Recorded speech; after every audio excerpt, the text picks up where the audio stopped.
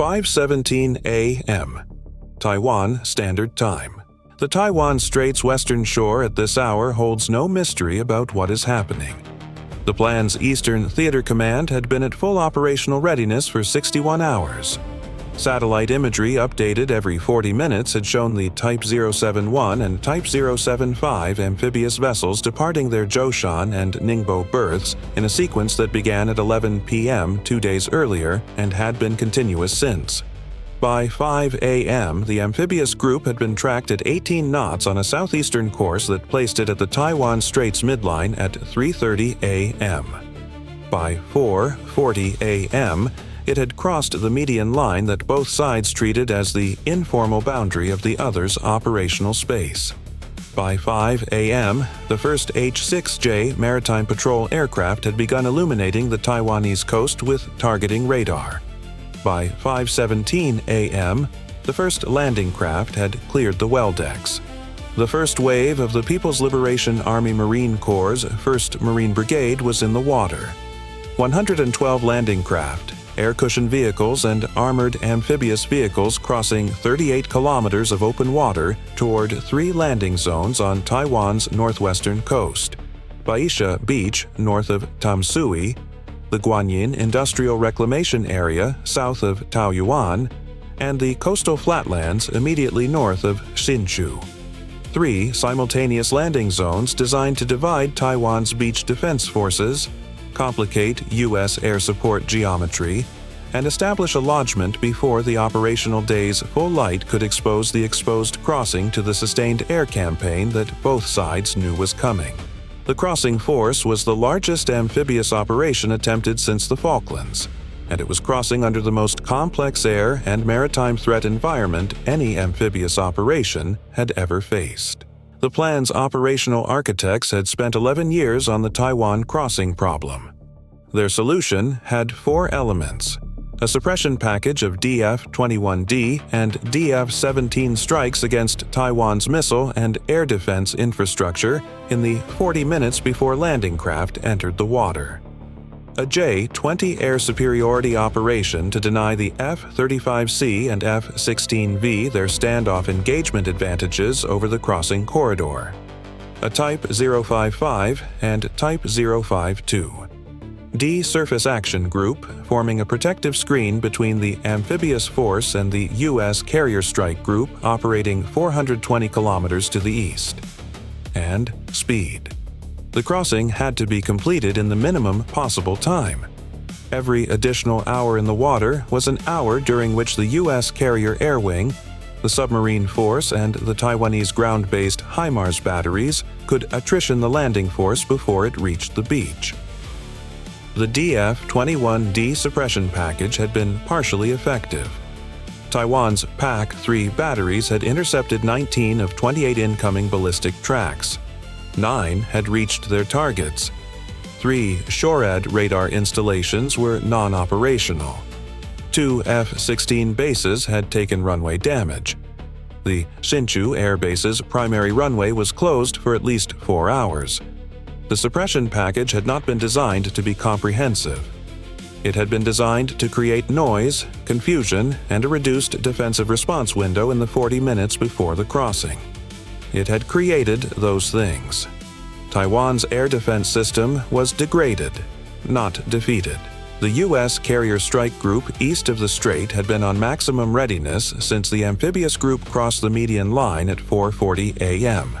The Surface Action Group screen, 6 Type 052D destroyers and 2 Type 055 cruisers positioned between the carrier and the crossing corridor, was an obstacle that any U.S. response had to address before reaching the landing craft. The screen was the plan's time-buying mechanism. Every minute the U.S. spent engaging the surface screen was a minute the crossing force used to close the remaining distance to the beach. The first F-35C launch from the carrier at 5:09 a.m. had been timed to place the aircraft in their weapons employment position over the crossing corridor at approximately 5:40 a.m., 23 minutes into the crossing. The F-35C strike packages were carrying AGM-158C long-range anti-ship missiles and Mark 82 precision-guided munitions. The LRASM was specifically assigned to the landing craft, not the surface screen, whose air defense systems would engage any aircraft inside their envelope. The LRASM's 560-kilometer standoff range meant the F-35C did not need to penetrate the Type 055's air defense radius to release weapons against the crossing force. At 5:22 a.m., 5 minutes into the crossing, the first LRASM releases began. 14 F-35Cs releasing 2 LRASMs, each from outside the Type 055's HHQ-9B engagement range. 28 autonomous weapons entering flight at 5:22 a.m. on terminal guidance trajectories toward the leading elements of the crossing formation. The plan's Surface Action Group had been tasked specifically with intercepting airborne weapons targeted at the amphibious force.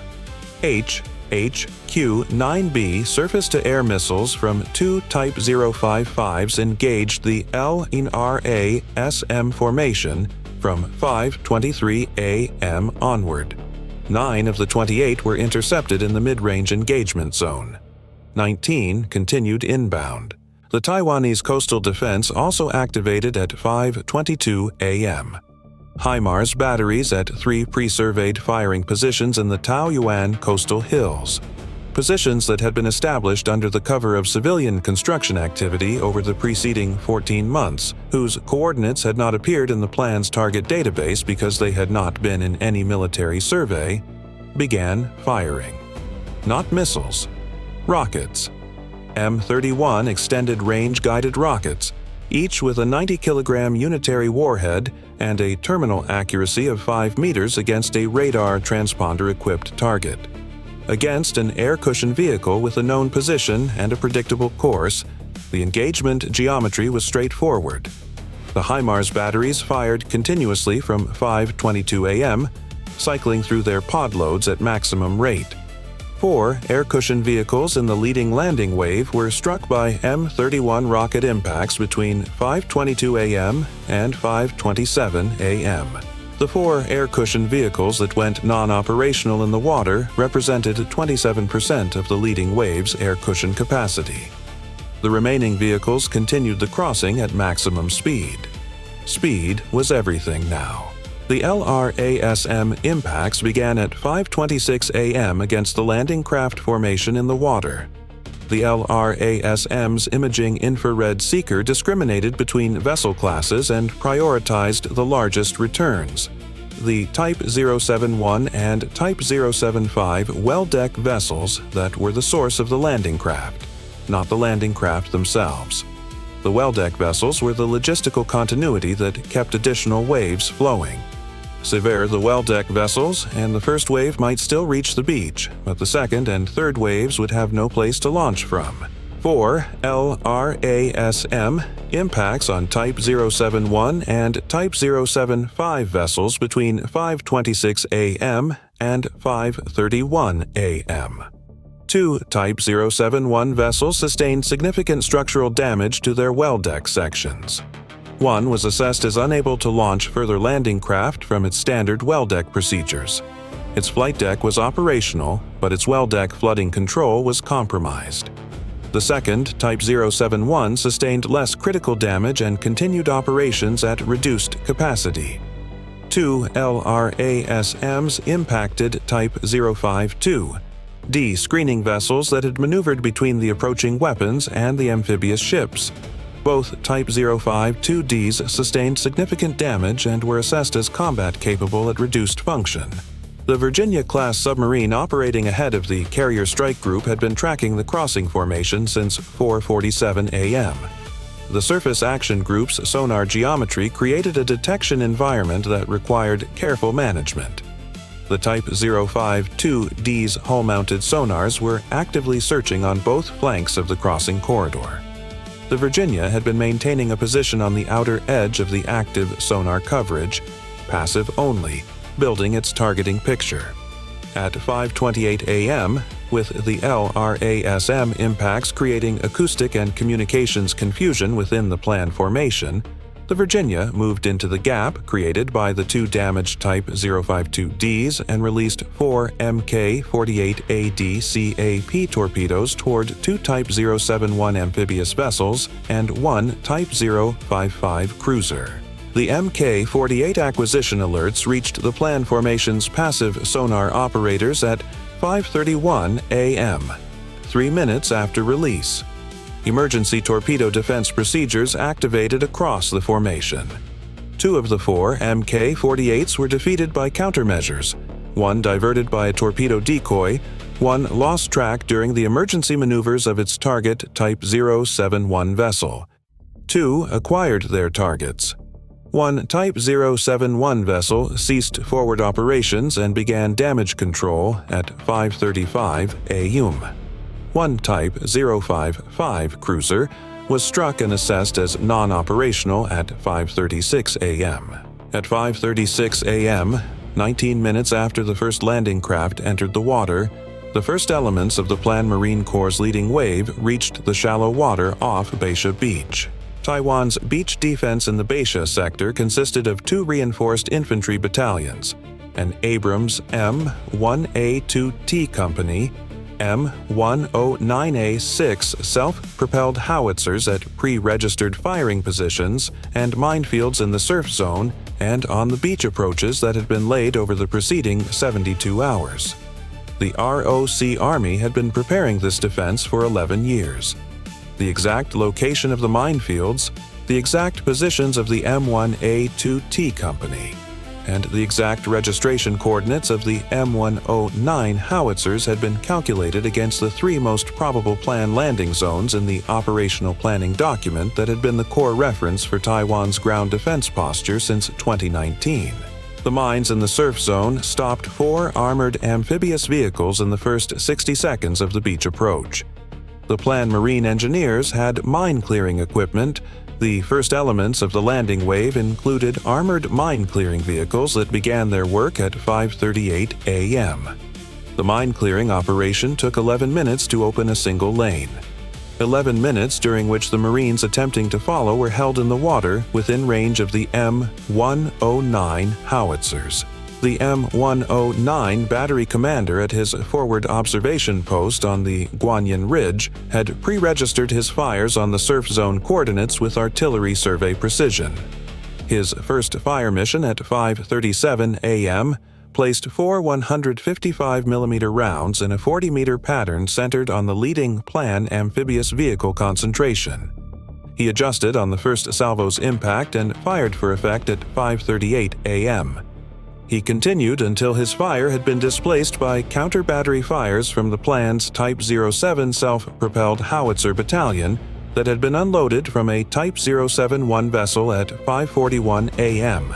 and was now providing indirect fire support from a beachhead it had established 800 meters from the Guanyin landing zone.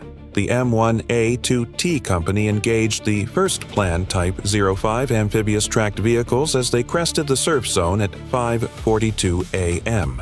4 Type 05 vehicles struck at ranges between 400 and 900 meters in a 2-minute engagement that ended when the planned Marine anti-tank teams identified the M1A2T positions and began engaging them with their own systems. The ROC tank company displaced 2 alternate firing positions. Pre-surveyed, pre-rehearsed, their displacement plan executed in under 3 minutes. The beach was contested. The planned Marines were ashore. The ROC Army was fighting.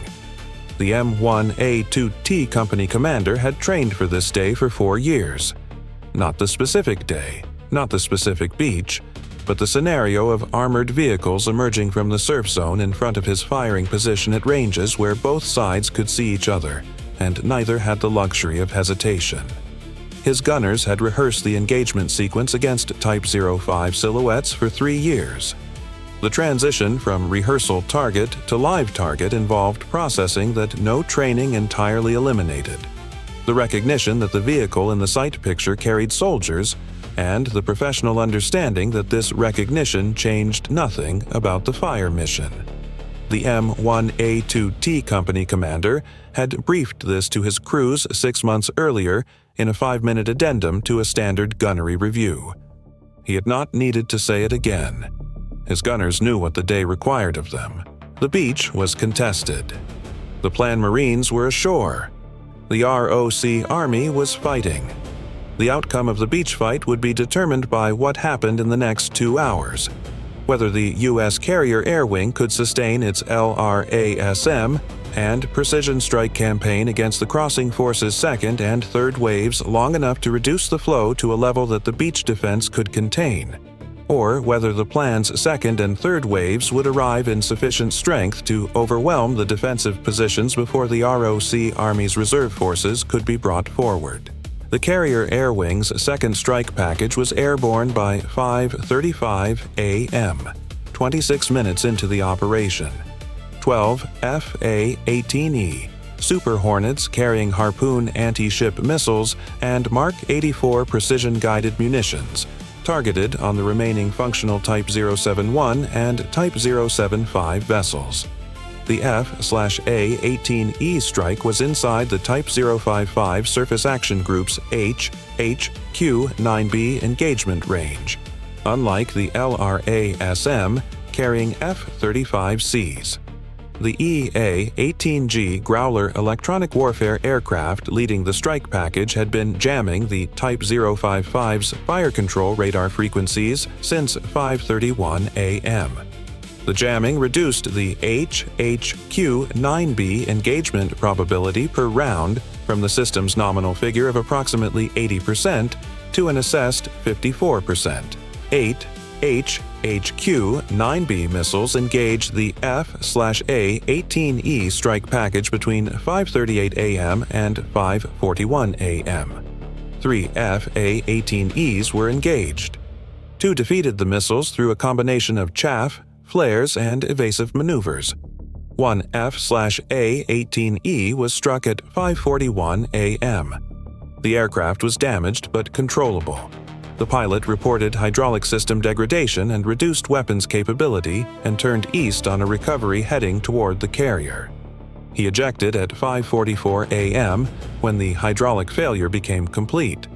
His position was transmitted automatically. The search and rescue helicopter launched from the carrier at 5:45 a.m.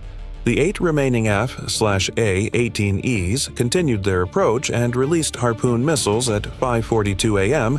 against 3 Type 075 vessels at ranges of 140 to 180 kilometers.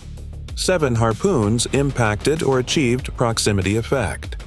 2 Type 075 vessels were assessed as having sustained significant structural damage. 1 was assessed as non-operational for further landing craft launch. The 3rd, Type 075, escaped the strike with minor damage from near-miss fragmentation. By 5:47 a.m., 30 minutes after the first landing craft entered the water, the crossing forces situation had developed as follows. First wave leading elements were ashore at 2 of 3 landing zones.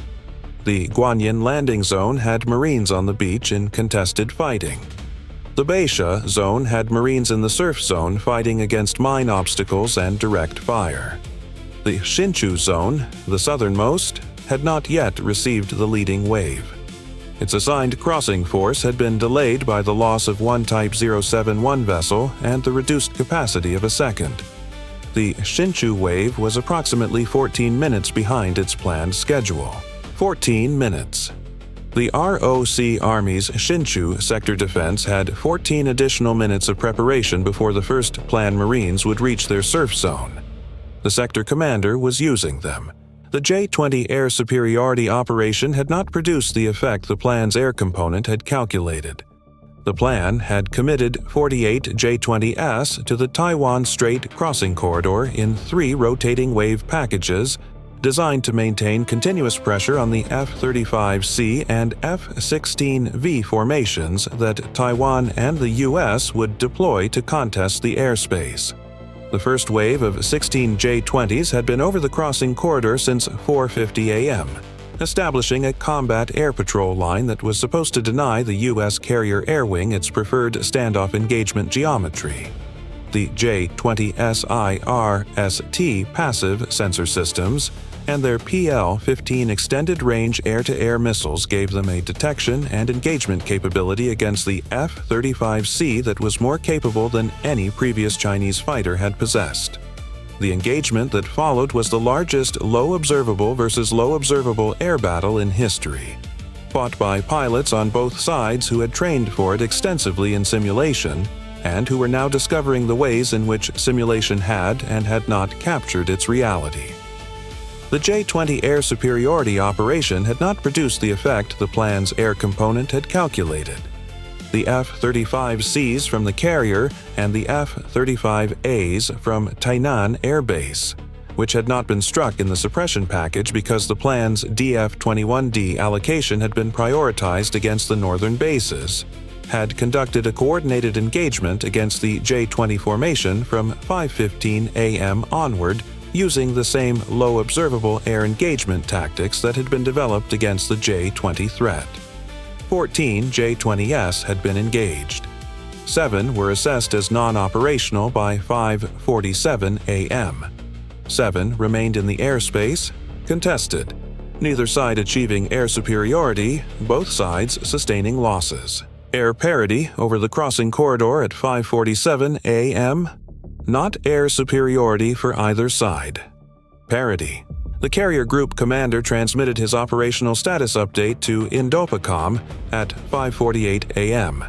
The update covered 5 items: 2 Type 055 cruisers assessed as non-operational, 1 non-operational, and 1 heavily damaged from torpedo and LRASM strikes. 3 Type 071 vessels non-operational or significantly degraded. Second wave flow reduced to approximately 60% of planned capacity. 1 F/A-18E pilot recovered by SAR helicopter at 5:47 a.m. Minor injuries: F-35C and F/A-18E strike operations continuing. The update noted that the plan's crossing was in progress, that the beach fight was active at 2 of 3 landing zones, that the third landing zone was delayed by 14 minutes, and that the defensive operation was achieving attrition against the crossing force at a rate that the carrier group assessed as operationally significant but not yet operationally decisive. Not yet operationally decisive. That phrase was the operational status of the Taiwan Strait at 5:48 a.m., 31 minutes after the first landing craft entered the water. It was also the most precise description available of a situation whose resolution required more time, more attrition, and more decision-making by forces and commanders who were currently under fire. The carrier air wing had 90 minutes of sustained high-tempo strike operations ahead of it before its first aircraft would need to return for fuel. 90 minutes was the operational horizon within which the question of beach consolidation versus beach defeat would resolve. The plan's second wave was in the water.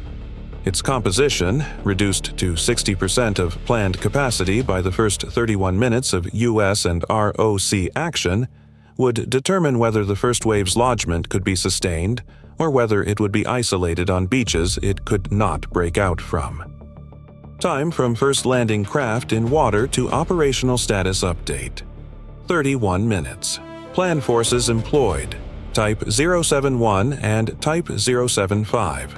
Well-deck vessels carrying 1st Marine Brigade landing elements, 3 landing zones across 38 kilometers. Surface action group of 6. Type 052D and 2 Type 055 providing crossing corridor air defense.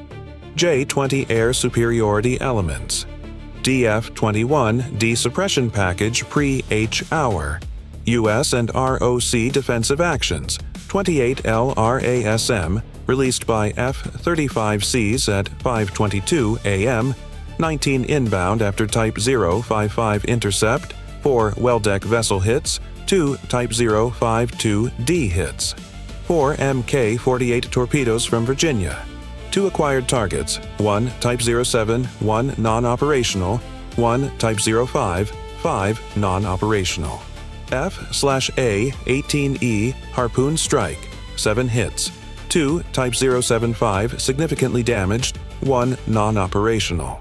HIMARS, 4 Plan Air Cushion Vehicles struck. Taiwan Beach Defense. Mine obstacles, M1A2T, M109 howitzers active at 2 landing zones. Plan crossing status at 5:48 a.m. First wave ashore at Guanyin contested. Baisha surf zone mine obstacle phase. Hsinchu delayed 14 minutes. Second wave flow at 60% planned capacity. U.S. assets 1F/A-18E pilot recovered, minor injuries. F-35C and F/A-18E strike capability fully operational. Carrier air wing continuing operations. The first wave was ashore. The beach was being fought. The second wave was coming at 60% capacity with the first wave not yet consolidated. The carrier air wing had 31 minutes of operational time against the crossing and had produced results that were significant and insufficient simultaneously. Significant because 3 Type 071s and 1 Type 055 were non-operational and the crossing flow was degraded by 40%. Insufficient because there were still planned Marines on 2 Taiwanese beaches and more were crossing. The next 90 minutes would determine whether the degraded second wave could sustain the lodgment or whether the accumulated attrition from the carrier air wing, the submarine force, and Taiwan's beach defenses would make the lodgment untenable before it could be consolidated. Both outcomes were possible at 5:48 a.m. Neither was certain.